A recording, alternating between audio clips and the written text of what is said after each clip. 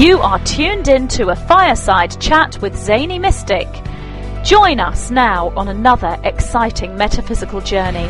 Relax, tune in, drop out, and take a seat by the fire as we explore new realms and possibilities. This is Magenta Pixie. You can find me at magentapixie.weebly.com. But now, here is Zany Mystic and guest. Enjoy the show. Greetings, and welcome to a fireside chat with Zany Mystic. My name is Lance White, and I'm your host. Tonight, my guest is Suzy Star. Suzy is an 81-year-old starseed, indigo, and visionary.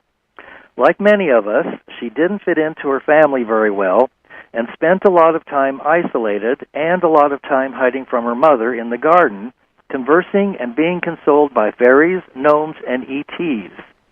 Many tears were wiped away and bruises massaged by her little unseen friends. The little fairies would sit on the petals of the flowers and talk to her and tell her that her mother really loved her. It was just that she was so different that she could not be understood.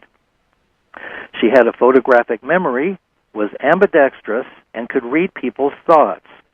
After many other worldly contacts and time spent learning Ramtha's teachings, she has been given the vision of building post-shift creative communities that fully empower the human creative soul on all levels.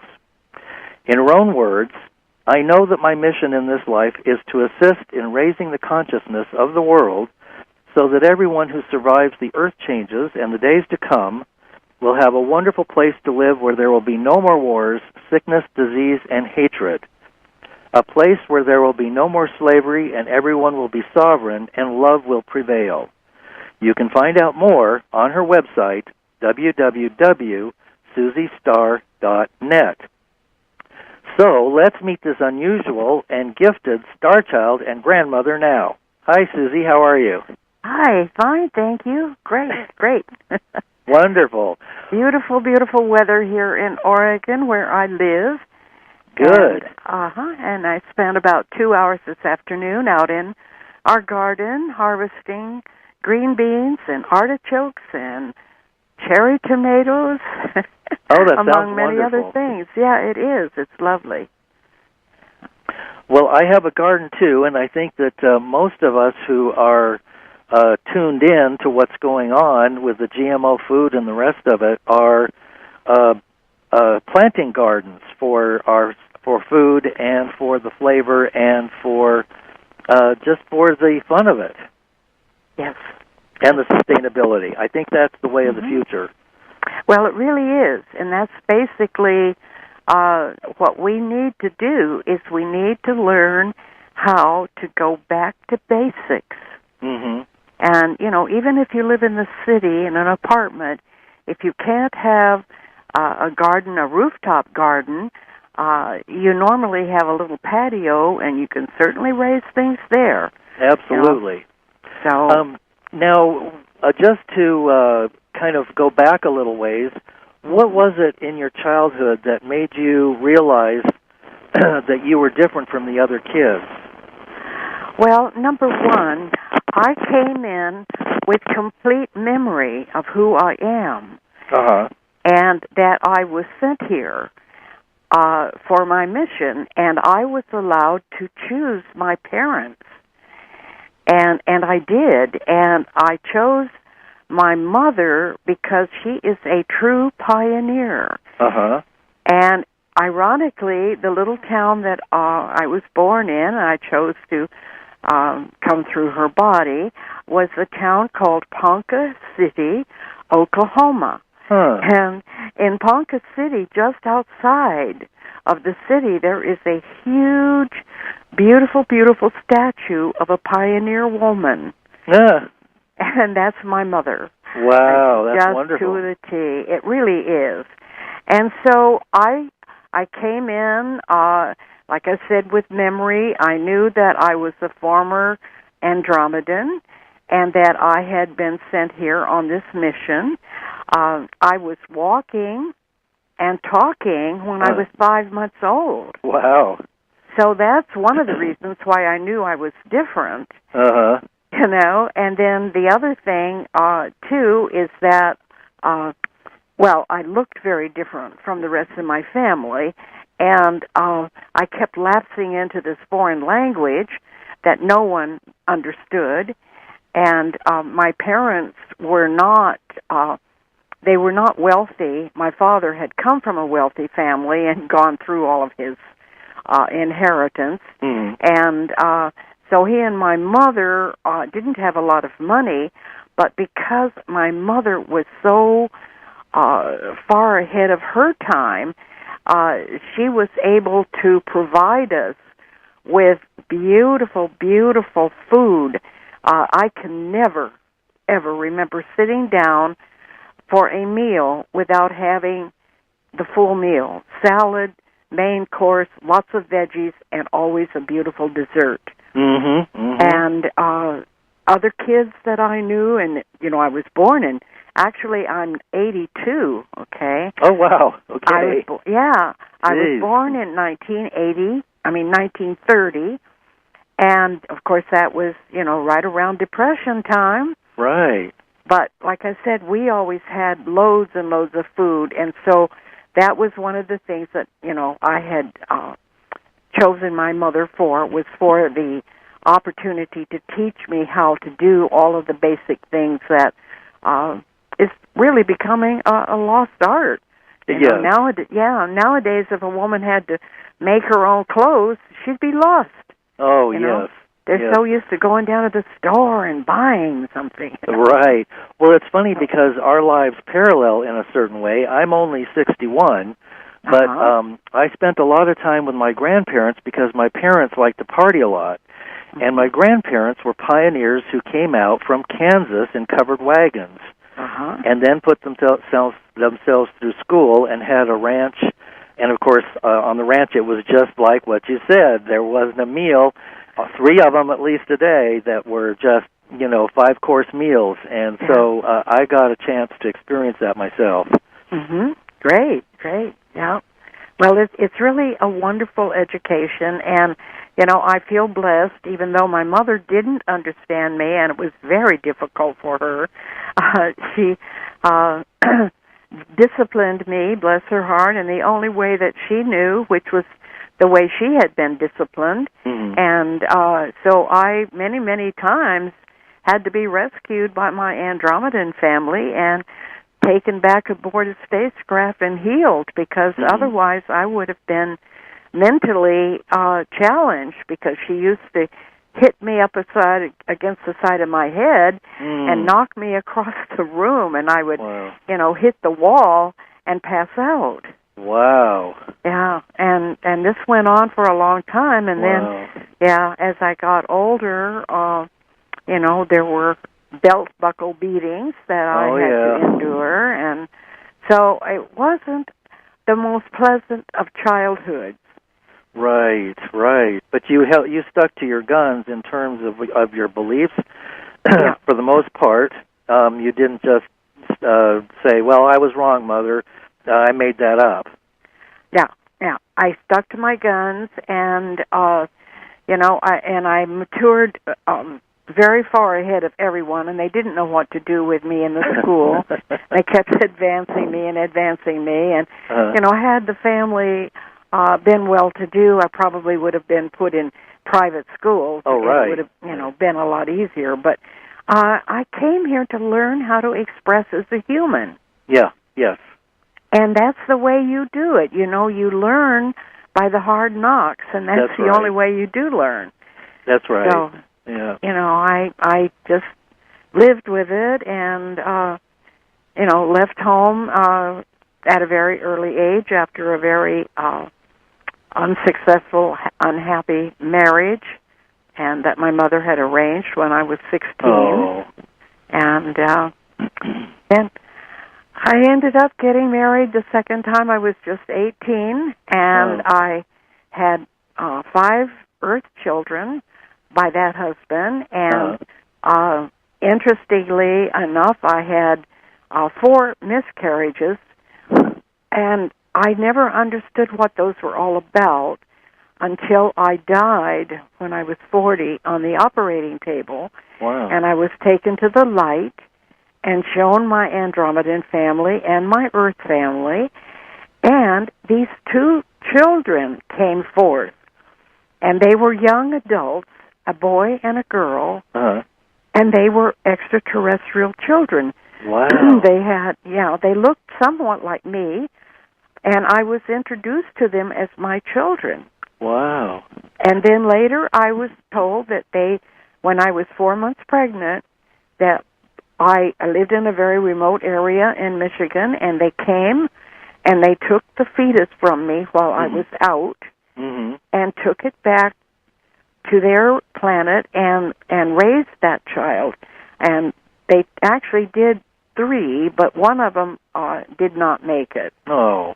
And the 4th was a regular miscarriage. But, so I have 2 extraterrestrial children, and they were beautiful, and they came forth in my, when I died and went to the light, they came forth, and I got to meet them, and they got to see me, and that was beautiful. Wow, that's fantastic. Did anything else happen while you were in the light? Because I've done a lot of shows on near-death experiences with people. Uh-huh. Well, basically, you see, let me back up. I had complete memory of who I was up until I was 14 years old. And when I was 14, I had a horrible nightmare, and I was shown the possible earth changes, and I couldn't handle them. And so I started screaming out, telling them to leave me alone, to go away, and they did.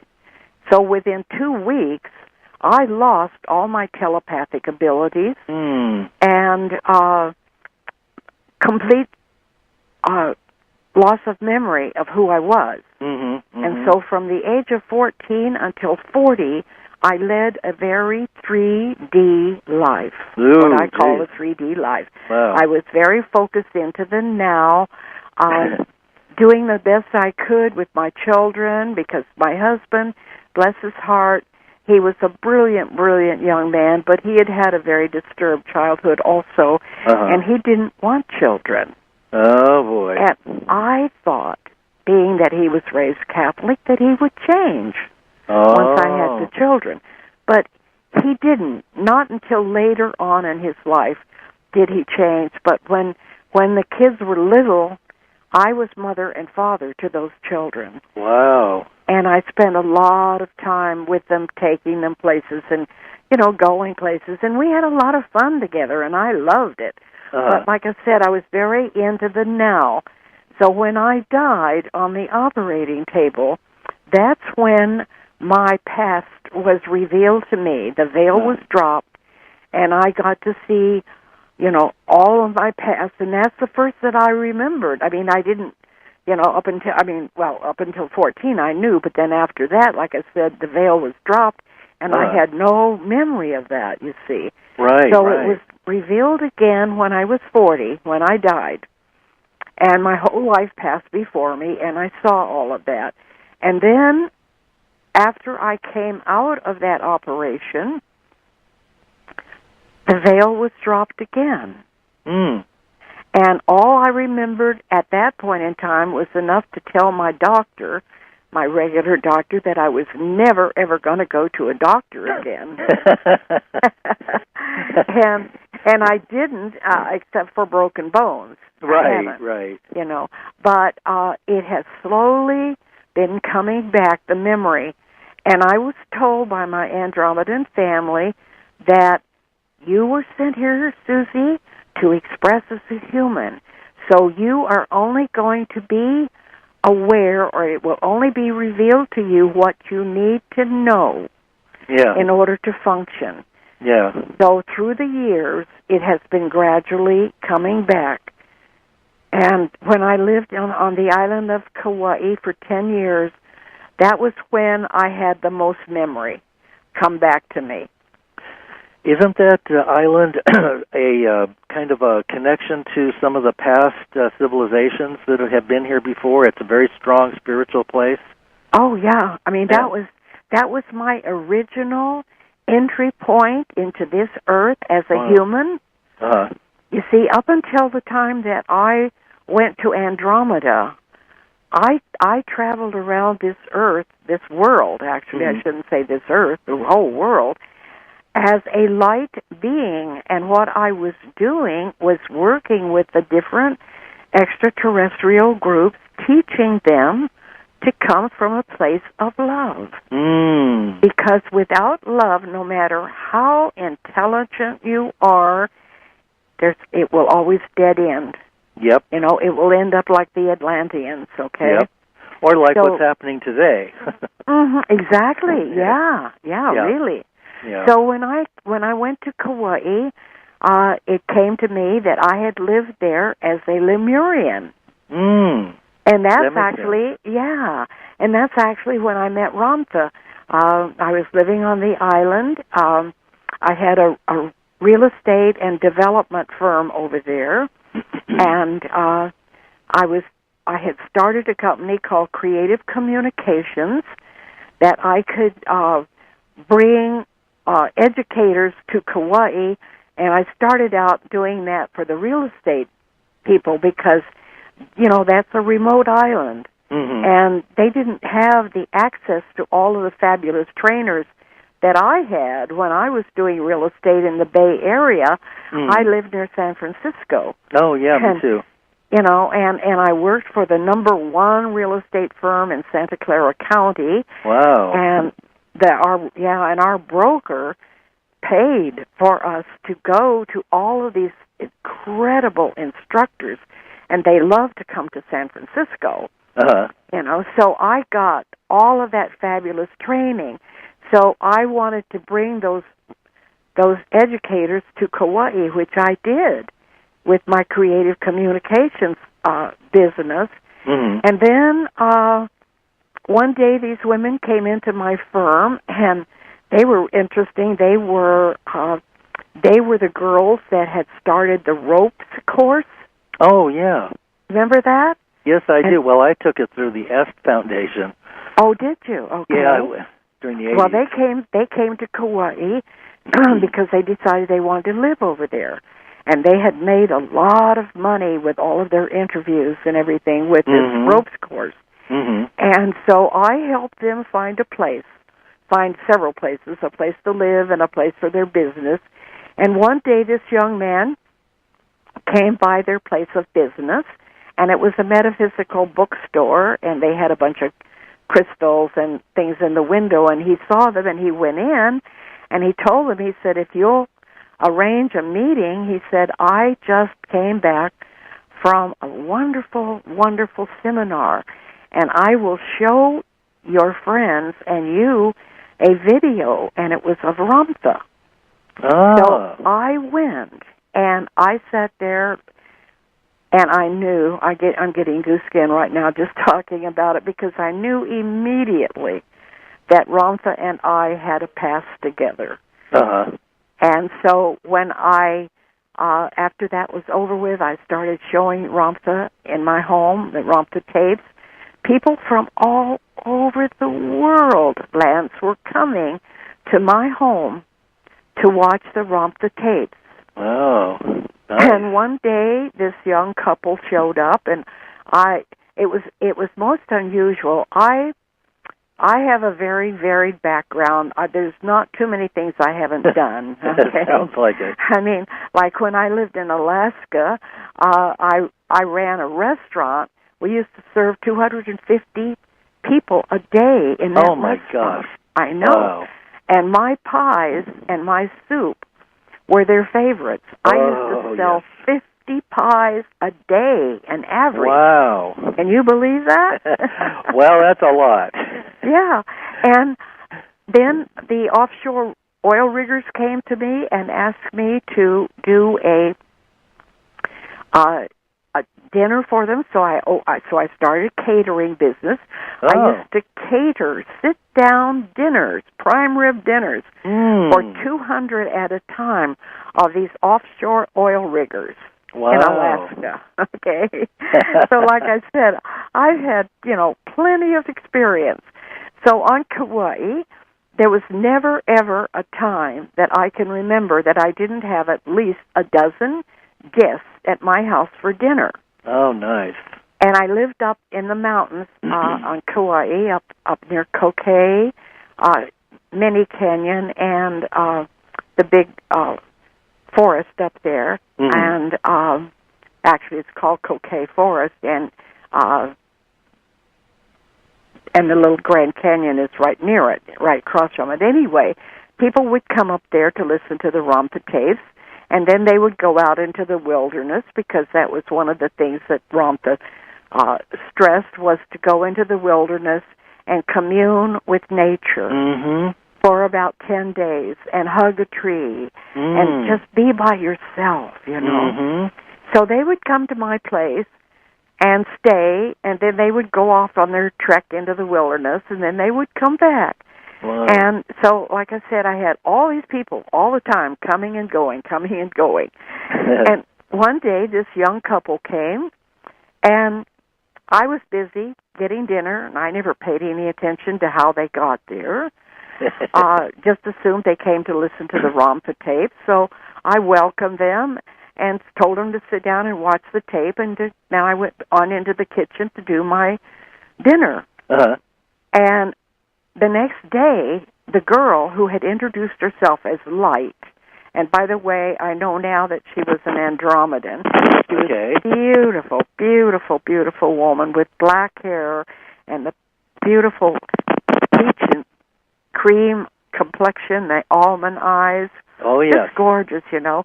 And he was tall and blonde with blue eyes, called himself Borg. Oh. Well, she came to me and she said, Susie, if you have a place where we can have some privacy, she said, I have a message for you. So I said, well, sure. So I took her into my bedroom, and she said, you know, you might want to record this. So I said, okay. So I got a tape out and popped it into the tape recorder, and we sat there cross-legged, and she went into a trance, and all of a sudden she started telling me all about my past. And then she said, you know, now, if you have questions, you know, I'll be happy to answer them. So she did. She answered my questions, and I listened to everything, and when she finished, I threw the tape in a box, and I forgot all about it. 18 years later, I'm in Oregon. I had just moved here from Washington, and I didn't have TV. Decided I would listen to some Rampa tapes, reached into my box, and the first thing I pulled out is this tape from Light. And I popped it into the recorder where you could have knocked me over with a feather.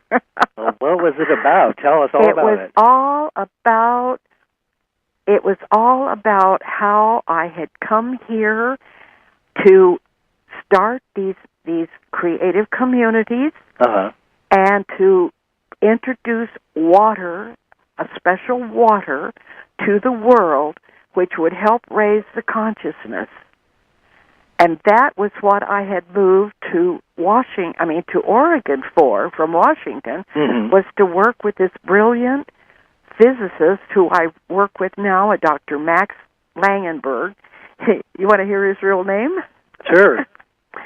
Dr. Albert von Hohenlohe von Prince Maxwell Langenberg. Whoa. What a handle, huh? Yes. Yeah, and he is from the Hohenlohe Langenberg family. You can do a Google on him. They have castles, and he's one of the wealthiest. They are one of the wealthiest families in Germany, and Wonderful. he also chose them for the wonderful lessons that they could give him. So he sent for me. Wow. And I had no idea who he was, and I came here, and I brought with me one of the brilliant physicists from the Rampa school, because I didn't know what this was all about, you know. Right. And anyway, that's when he told me that who he was, and that we had had several lifetimes together, and he even built and lived in castles together, and that I had been sent to him to help him with this mission, and our joint mission is to introduce this fabulous water to the world. Oh. Okay? And this water contains a crystalline oxygen that when you ingest it, the seven-sided crystals of the oxygen penetrate your cells, kick out the old dead carbon-based oxygen, and replace it with the crystalline oxygen. Oh. Okay, and that raises the consciousness. Oh, we could certainly use that right now. Mm-hmm. So when enough people have consumed enough of the water, then it helps raise the consciousness of the world. Wow. And, of course, that's, what we're all about, is raising our consciousness. Exactly. Yeah. Exactly. So I've been here now for 9 years working with Dr. Langenberg, and I went to an event with a dear friend of mine, a Dr. Todd Ovakite, that I want to talk with you about.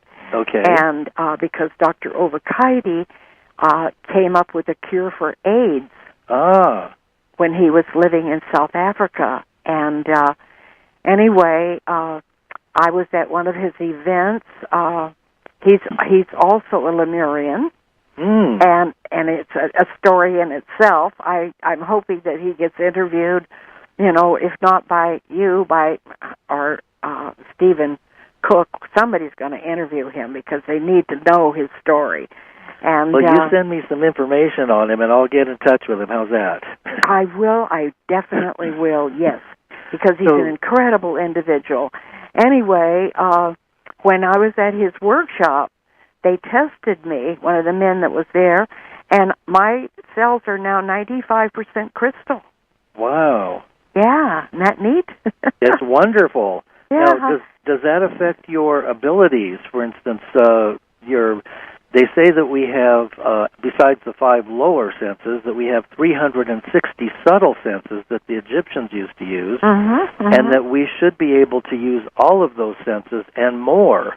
Oh, yeah. Oh, yeah. And so has this water helped you to heal your body and to raise your consciousness and to have deeper intuitive and empathic skills? Yes. Yes, it has. It has.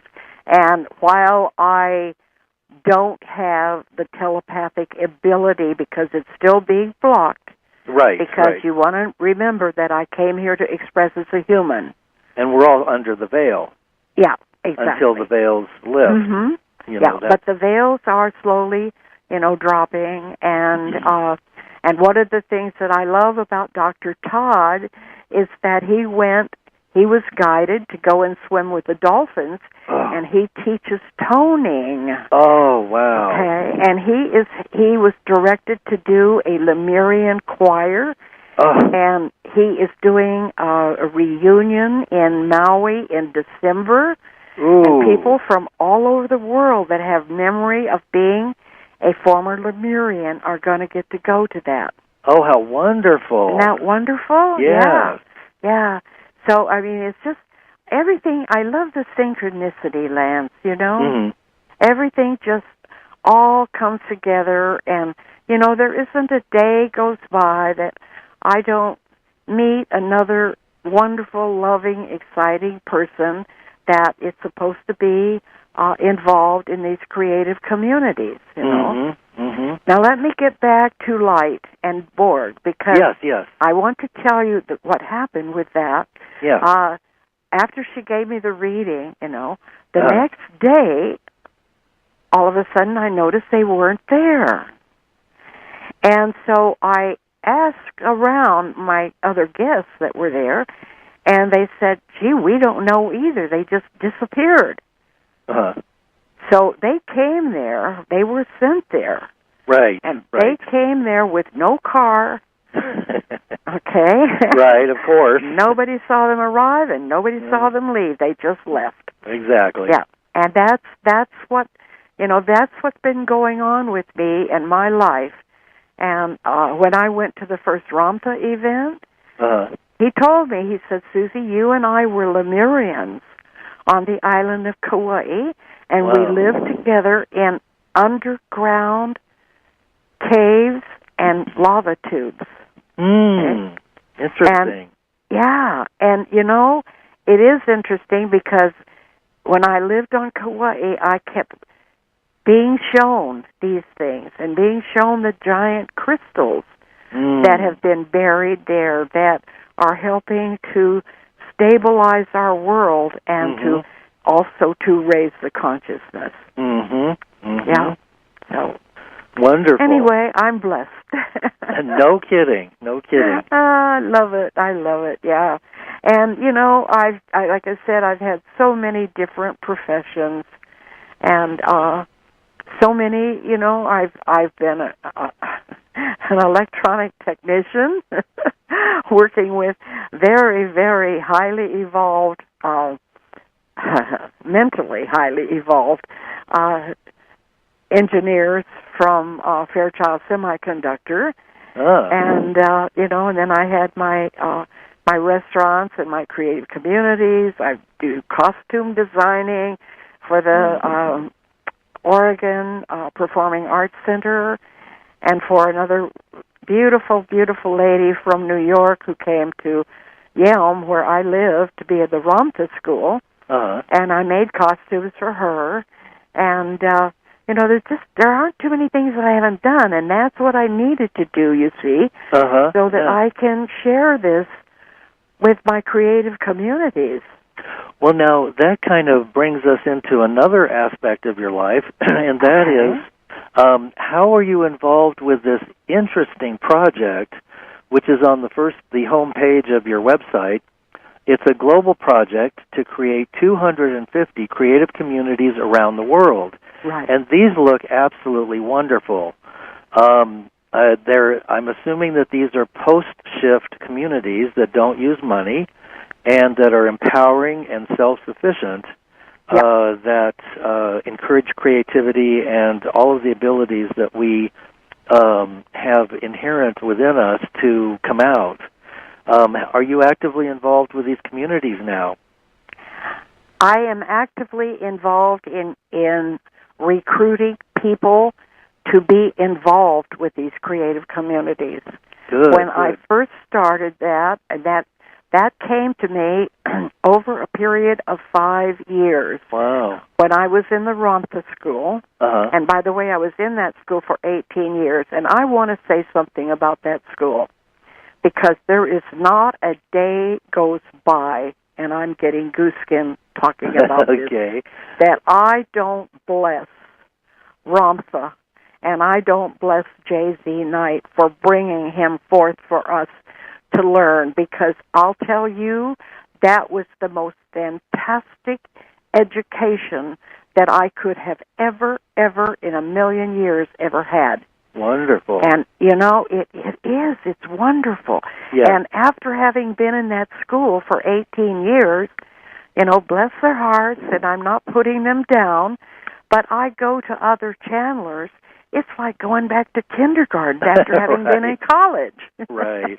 You know what I'm saying? Oh, yeah. You know? Yes, I mean, we did things out there that nobody has ever taught. And Ramtha was one who believed that you don't just sit down and get the philosophical knowledge. You put it to work. Right. You know, you've got to make it work. And so we spent hours out on the field blindfolded with 1,000 people. Okay? There'd be 1,000 of us in the event, blindfolded, in this big field that was similar to, I guess it was maybe as big as a football field, okay, maybe bigger or maybe smaller, I'm not sure. But at any rate, it had 2 white rails around it, and we would make these cards and put them on the fence with tape so that we couldn't see what was on there, and then blindfolded, and we would put that in our consciousness, and we would walk among those 1,000 people looking for that card that was ours, okay? When we came up to the fence, we were allowed to lift the blindfold, and if it was our card, then we could take it off the fence and go to the red guard, and he would put it on the front of us, and we would get recognition for that. Mm-hmm. Well, I got very good at that. And, you know, like I said, we were in the school, and then I had been honored by this gentleman who hired me to run what he called the Master Center in Yelm, where people from all over the world came and stayed while they were in an event. Mm-hmm. And he paid for all of my teaching, so I didn't have any money worries, right? Wonderful. Yeah, and I could go as many as I wanted, so I went to everything. And so I would go, you know, I'd be out there on that field, you know, 5 or 6, 7 times a month. And sometimes they would last, I can remember some of them lasted for 12 hours. Huh. Can you imagine walking for 12 hours blindfolded? Well, no, not really. You go into another dimension, Lance. I'll bet. You do. Well, the blind are said to see things that we can't see. If we just allowed ourselves to experiment with that, we would be seeing the light without our physical eyes. We would be seeing the third eye. So, yeah, that's a wonderful thing to do. Yeah, it is. It's what, you know, there were so many times that I would end up somewhere else. I can remember times when I was out on that field and all of a sudden I'm in a dry, dusty, arid place with rope sandals and a very rough woven robe on, you know, walking. I mean, I would find myself in the craziest different places, you know. And anyway, I got, as I said, very good. I would find my card, and it was nothing for me to have 3 or 4 cards pasted to the front of me. But eventually, I ran out of things I wanted to manifest. Mm-hmm. And so all of a sudden, what started coming to me were these circles. And the first thing I got was 6 circles in a circle. Mm-hmm. Now, if you look at that thing on my website and picture those circles with nothing in them, that's what I'm talking about. Mm. Okay? Mm-hmm. Over a period of 5 years, once those circles came to me, and Ramtha told us, he said, now you meditate on what you want to manifest, and whatever comes to you, you put it on your cards. Mm-hmm. So these 6 circles showed up, right? Mm-hmm. Then the other card, the other thing that came to me was the infinity symbol. Okay? Mm-hmm. So once those 2 things manifested, once they came to me, I put them on my card, and I put them out on the fence, not having any idea what they were or what they meant. Okay? And from the time that this started, over a period of 5 years, I went for 5 years without finding my card. Oh, wow. Okay, now you can appreciate every time I'm out there 5 and 6 times a month, right. Anywhere from a half an hour to 12 hours, walking, looking for my card, never to find it. Huh. However, each time we went out, more information would come to me, and the circles gradually started filling in. Huh. Now, if you look at that diagram, the first one that came to me that filled in completely was the Performing Arts Center. Okay. Yeah. Now, I see that. I said, okay, well, monkey mind kicked in. The reason why that came to me was because I was doing costumes, and I love, you know, I've never been an actress. Well, in school. It sounds like a great deal of fun. Oh, yeah. So then the next thing that came was the Healing Center. Okay. And then the next thing was the hostel. And then the next thing that filled in was the School for Children. Now, mind you, these kept gradually filling in and filling in and filling in, okay? And everything got so complete that I would mentally, physically stand in the center of that Performing Arts Center. And by the way, the stage is a circle in a round circle. Mm-hmm. Okay? I would stand there, and Lance, I could actually smell the upholstery in that Performing Arts Center. Wow. Okay? I could feel the plants. I mean, that's how real it became to me. Okay? That's wonderful. Yeah, and so pretty soon the whole thing all filled in. Wow. And I still had not found my card. Huh. Okay? And so one day we had just had this teaching from the ROM about getting out of our ego. So I'm standing at the edge of the fence, and we'd been out there for about 4 hours already that day, and I hadn't found my card, and I was getting tired and dusty, and I stood by the edge of the fence, and I closed my eyes, and I started talking to Ramtha, and I said, you know, Ramtha, if this is my ego, I don't have to do this. Right. I've never done anything like this in my whole life, you know. I've never built anything like this. If this is an ego trip I'm on, fine, I can let it go. I don't need to do this. But if this is what I'm supposed to be doing, I need a sign. I need to know. Lance, I pulled down my blinders, took off across that field, and immediately found my card. Wow. Found what you see on that picture on my website. It's That's quite beautiful. And what I really like is that it includes a labyrinth, which is something that I have had a couple of guests on who have built labyrinths, built on the place in Chartres, France, that has a labyrinth, and the power of the labyrinth is so important. It's incredible, so isn't it? You have a wonderful template here for a conscious community. Yeah. Now, well, guess what? We had a labyrinth in the Ramtha school. Oh, cool. Wonderful. Yeah, and we would put our blinders on, and the object was to find the void, which was the very center of the labyrinth. Okay. Right. Usually people start bawling or, yeah. And we spent hours and hours and hours in that labyrinth, too. And one day, it was so funny, I was standing, there were several places where you would crawl to get in the labyrinth, into the center, and some of them would dead in and they would come back out again. You'd start crawling through this tube thinking you were going in, and then you'd end up back out again. So this one day, this had been going on for quite some time, and I was standing outside, and Ramtha had a platform up above the labyrinth, and he was standing up there and he was saying, "Come to my voice. Come to my voice." And I'm standing outside, and I said, "Oh, my God, Ramtha, I would love to come to your voice if I could only figure out how."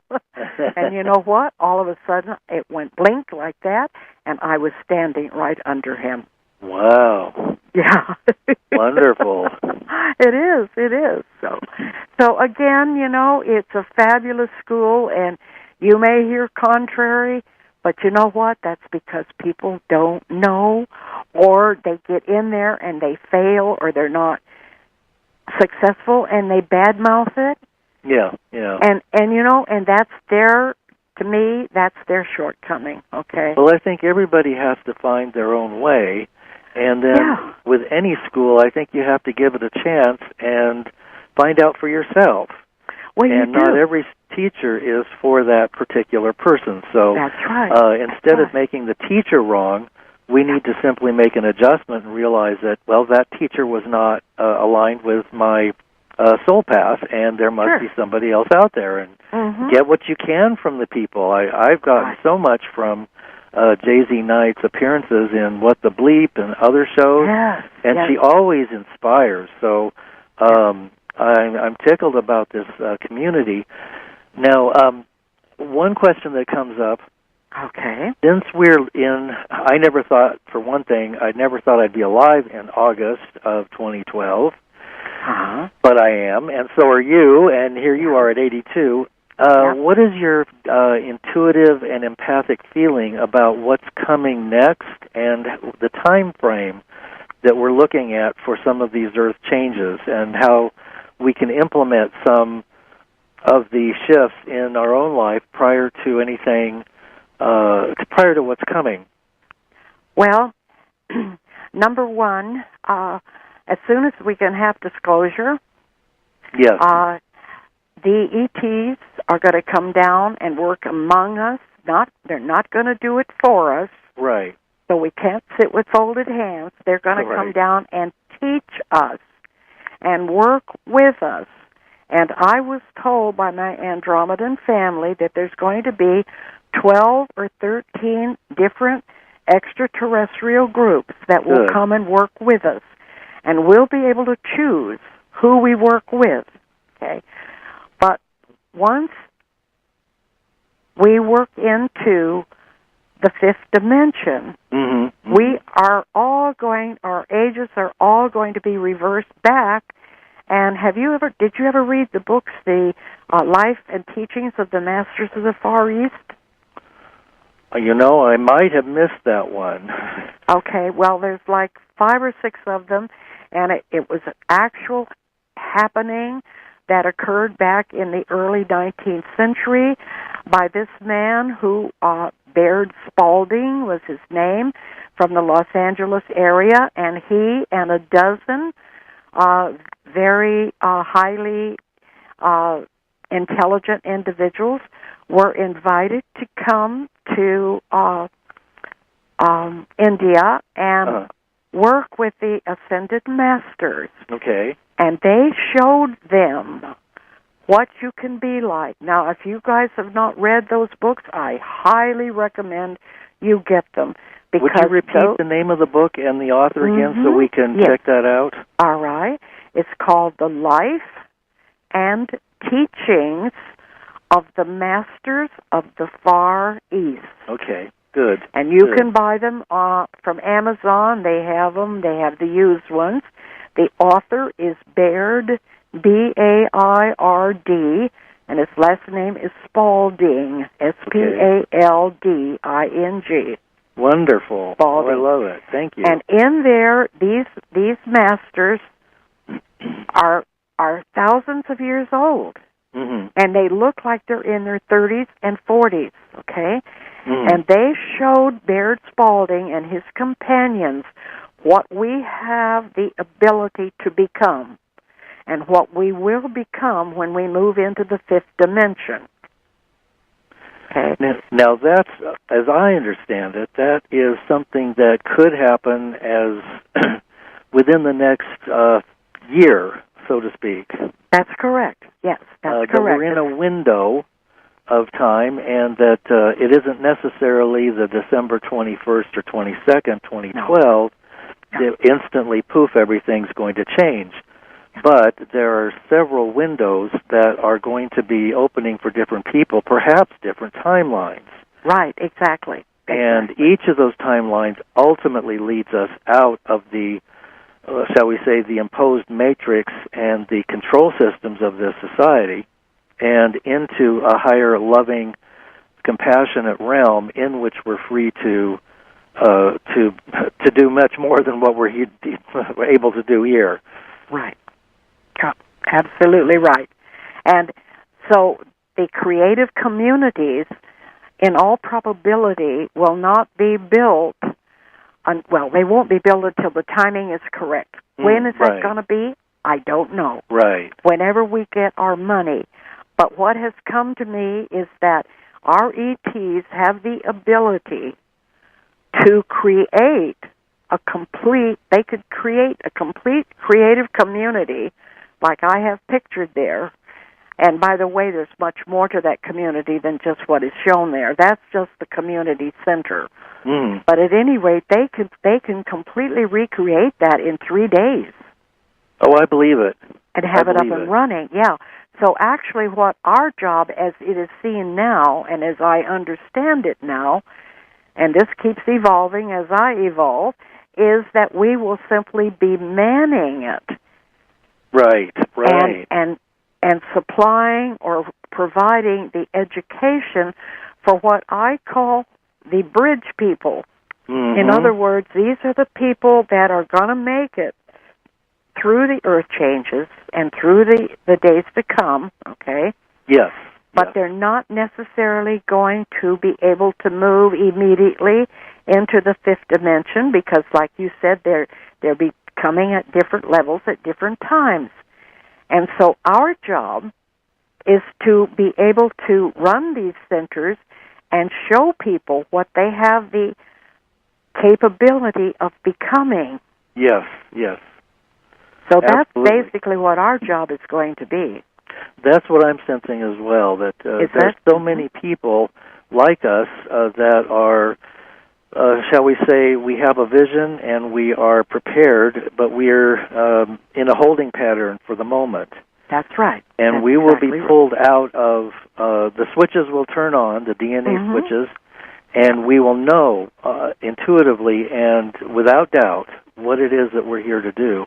Yep. That's and exactly I think that right. some of us are getting clear about that now. It's just a matter of the timing, and that's something that nobody can foresee, and also with one's preparedness. So it in some ways it seemed to have gone on a very long time, but I think it's going to accelerate in the near future. Oh, yes, absolutely. Absolutely will, yes. And you see, when I was interviewed by Stephen Cook, that was so popular. And then before that, I was interviewed by the Freedom Club USA, and I just want to very briefly mention that the CEO of that Freedom Club USA, his name is Tom Lawler, is a highly, highly, highly evolved light worker that has come here to make major changes in our world. Wonderful. And he's doing a fabulous job. Wonderful. So when I was interviewed by him, a lot of people signed up and emailed me because they wanted to be involved. And then again, when Stephen Cook, same thing happened with that, okay? And I just want to say to everybody, please do not be discouraged. Do email me. Know that I now have somebody who is assisting me, even though I may not be able to talk with you personally, which is what I used to do. You know, over the period of 9 years, I have talked and recruited over 300 people. Good. Okay, now, just from Stephen's interview, there were 85 people that emailed me, and I wanted to talk with each one of them individually, but I just haven't been able to do that. And I want everybody to be aware that, you know, I really want them to send in their documentation, and if they would, in their subject line, put the state that they're from or the country, and then their name in the subject line. And if they choose to put their profession, that's fine. Then that way we can file them, and then that way they're all set up by state so that when we go to the different states or the different countries, I can call on those people to be involved. Yes, that's a good idea. I think there's going to be a lot of different people coming together in conscious harmonic contact in the near future from slightly different perspectives, and we will all be working together on very similar projects like the one that you're talking about, because it will be necessary all over the planet. So it looks like we're getting close to the end of the hour, and I didn't think it was going to happen so fast. But I want you to be able to give if you'd like to give out your email address and your website so that people can contact you. If you'd like to, that would be fine. I would be happy to do that. Okay, good. Okay. The website is SUZY STAR, and make sure you spell it properly, SUZY with one R, STAR, my .net. My website is SUZYSTAR.net. Yes. Okay, not .com, net. Right. Okay. My email address is SUZYSTAR@earthlink.net. Very good. Yeah. Very good. And we have a few minutes left. Are there some things that you'd like to share with us about these times, or about what might empower people during these times that are so difficult for so many? Well, I think the most important thing is to stay in the now, and focus on what you want to see in your life as if you already have it. Because if you're continually focusing on something out there, that's where it's going to stay, out there. So surround yourself in it, you know. It's just like, if you want to have fabulous wealth, picture yourself sitting in an egg and all these gold coins showering down around you, okay? Okay. And because if you're looking at a gold bar sitting out there in the universe, it's going to be sitting out there forever. So you want to bring it in. Okay. Bring it into the now. And like I said, you know, stay in the now. Don't fill yourself with negativity. Stay away from the negative programming that's going on out there, because that's what our Illuminati is doing right now. They know they've lost, okay? Yep. But there are different contingents out there of Illuminati. They were all over, everywhere. You know, they infiltrated everything. That's right. And some of them don't know that they've been defeated. That's and then right. even those that do, they know that they can't stop us. That's but right. They can sure cause throw some monkey trouble wrenches among us. Yeah, the old, what do they call that? Divide and conquer. Yeah, that's right. That's right. Yeah, and that's what they're trying to do, is to divide people. And then one last thing I want to say, and this is going to be contrary to a lot of people, but I'm going to tell you, you watch. Obama is a good guy. Okay. Okay? Just wait until he can reveal his true self. All right. And it's going to be a shock, but it's going to happen. And, you know, he's another one that was sent here. He was sent here to help us, and he'll eventually be able to you know, reveal his true self. So don't pay any attention to the negative things that are happening right now, because he's doing that just to keep himself alive and his family. I appreciate your sharing that, and we won't have long to find out, will we? No, we won't. That's for sure. That's for sure. Yeah. And so in the meantime, go on my website, look at what I've got going.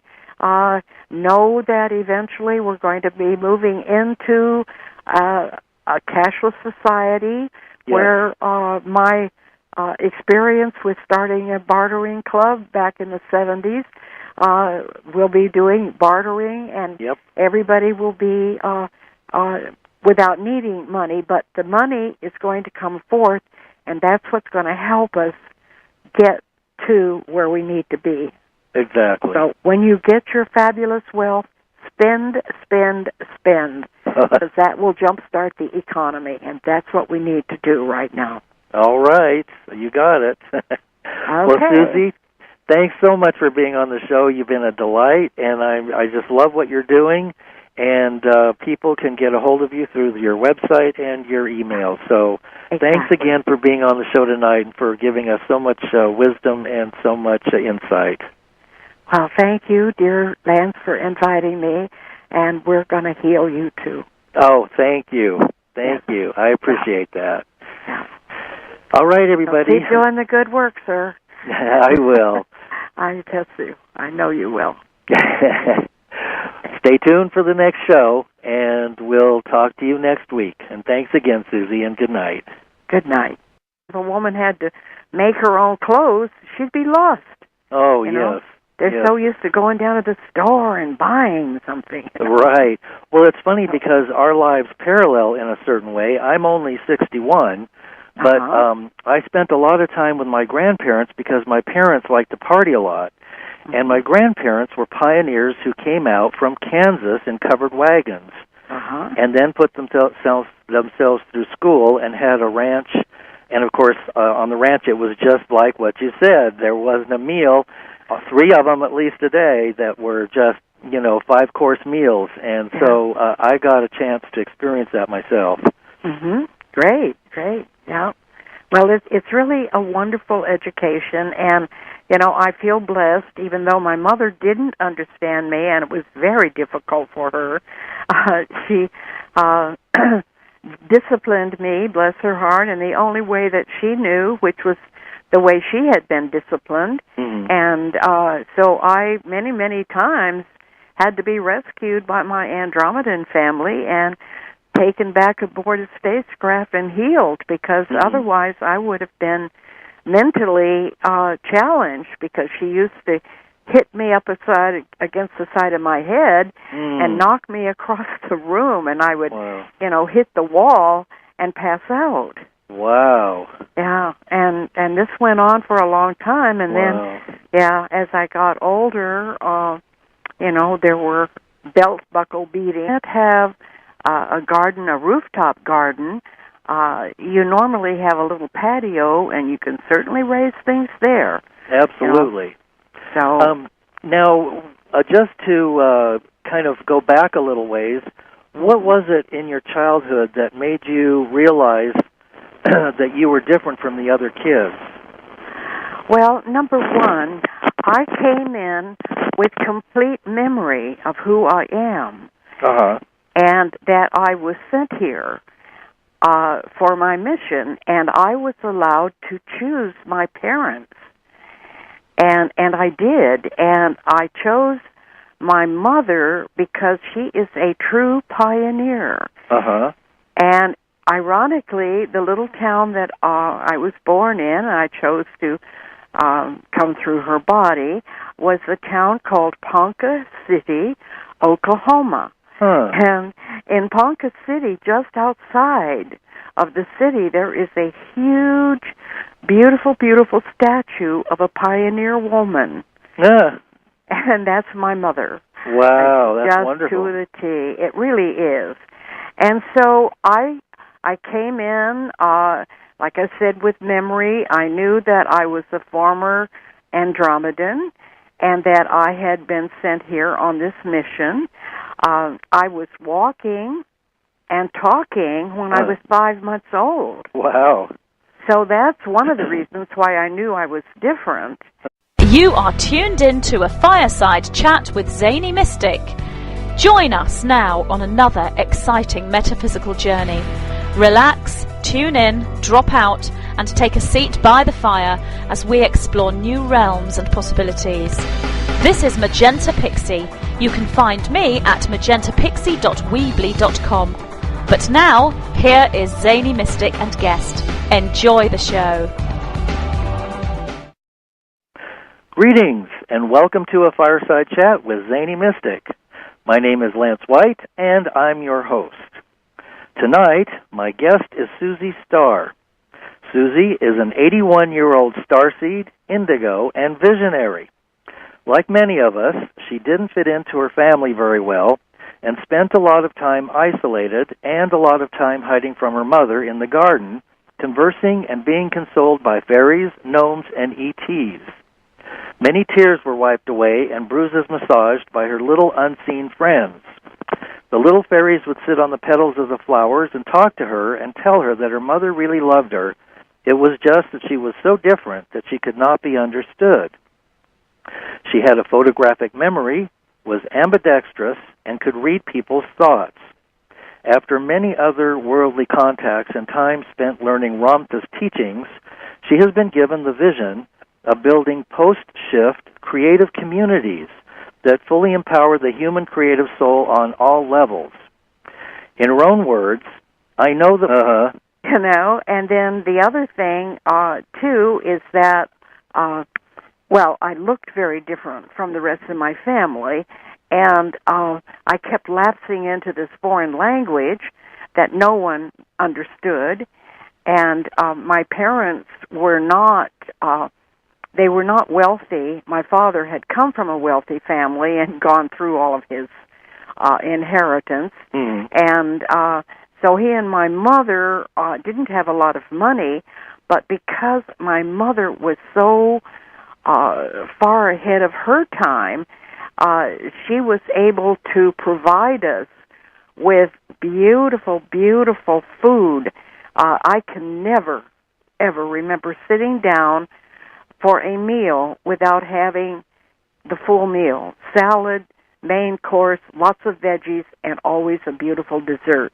Mm-hmm, mm-hmm. And other kids that I knew, and, I was born in, actually, I'm 82, okay? Oh, wow, okay. I was born in 1930, and, of course, that was, right around Depression time. Right.